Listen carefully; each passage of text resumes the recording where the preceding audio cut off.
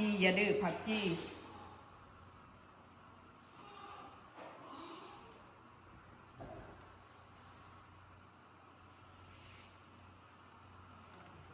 4 ขวบเต็มเลยเด้ฮะก็ไปโรงเรียนคอยก็ขอบคุณมาโนเซเดโก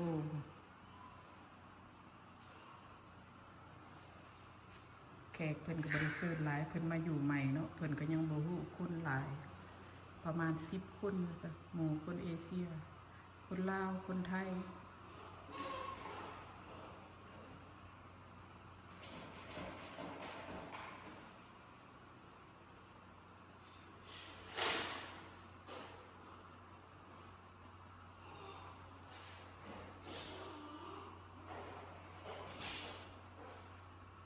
เบิ่งรูปนี่ก็มาแต่บ้านเพิ่นมาตั้งปะนี่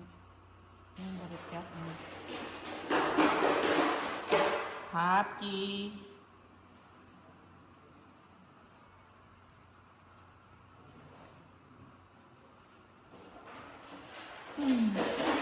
ต้นคริสต์มาสเพิ่น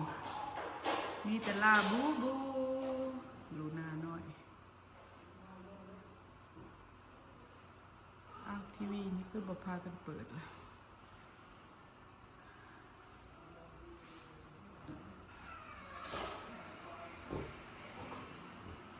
เบิ่งวิวทางนอก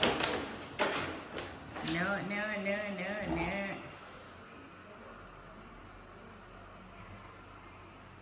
2 ตู้นั่นบาร์บีคิวอยู่นอกคนโต๊ะสิจัดกันทางในนี่แหละกินกัน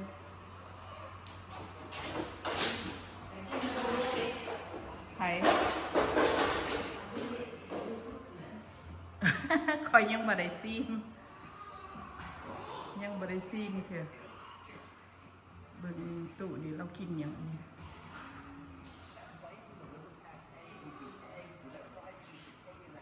หนาวน้อยนึงแต่ว่าบ่หนาวนะข้างในเปิดฮีทอยู่มืดๆจนฮ้อนข่อยนะเดี๋ยวนี้กำลังประมาณ3 โมงปลายมืดเลยได้พวกแก้วพุ่นนะมันมืดครึ้มอยู่สิล่ะ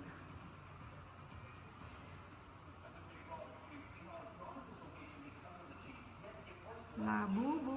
บนต้นคริสต์มาสก็ยังบ่ได้ซื้อเครื่องเขาเถอะ